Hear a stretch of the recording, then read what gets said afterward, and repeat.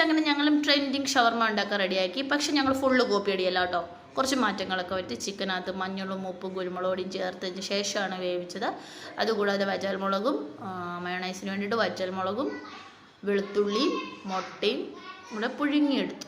Kashmiri chilli എടുത്തേ. കഴിഞ്ഞ പ്രാവശ്യം ഞങ്ങൾ ഉണ്ടാക്കിയപ്പോഴത്തേക്കേ നോർമൽ മുളക് എടുത്ത്. അയ്യോ ഭയങ്കര വരുന്നു കുരുമുളക് പൊടിയും കൂടെ എല്ലാം ആയപ്പോൾ. പിന്നെ എൻ്റെ അപ്പച്ചമ്പിൻ്റെ കീഴത്തെ ചെറുതാണേ, അതുകൊണ്ട് തന്നെ ഒരു മുട്ട ഫുൾ അതിനകത്ത് കൊള്ളൂല, തൂകിപ്പോവും. അതുകൊണ്ട് ഞാൻ ഇങ്ങനെ ഷെയർ ചെയ്തിട്ടാണ് ഒഴിച്ചു. രണ്ടെണ്ണത്തിനകത്ത് വെള്ളം മാത്രം ഒഴിച്ചു, ഒരെണ്ണത്തിനകത്ത് മഞ്ഞ മാത്രം ഒഴിച്ചു. 3 മുട്ട എടുത്തതെന്നു വെച്ചാൽ ഞങ്ങളുടെ വീട്ടിലെല്ലാം മുട്ട ഭ്രാന്തന്മാരെ. 2 മുട്ട മതിയാവും. പിന്നെ മയോണൈസ് വെച്ച് കൂടുതൽ വേണമെന്ന് പറഞ്ഞതുകൊണ്ടാണ്. പിന്നെ അതിനകത്ത് വീണ മുട്ടത്തോട് ഞങ്ങൾ എടുത്ത് കളഞ്ഞായിരുന്നു കേട്ടോ. ഇത് കാണിക്കാൻ മറന്നുപോയതാണ്. ഒരു 15 മിനിറ്റ് കൊണ്ട് തന്നെ വെന്ത് വന്നു കഴിഞ്ഞപ്പോഴത്തേക്ക് നമ്മൾ വെജിറ്റബിൾസ് ആയിട്ട് ഇവിടെ തക്കാളി സവോളയും മാത്രമേ എടുക്കുന്നുള്ളൂ. തക്കാളി കാണിക്കാൻ മറന്നുപോയതാണ് കേട്ടോ. പിന്നെ വെളുത്തുള്ളി വറ്റൽമുളകും മുട്ടയും അതിനകത്തോട്ട് പാലും കുരുമുളക് പൊടിയും ഉപ്പും കൂടെ ചേർത്ത് അരിച്ചെടുത്തു.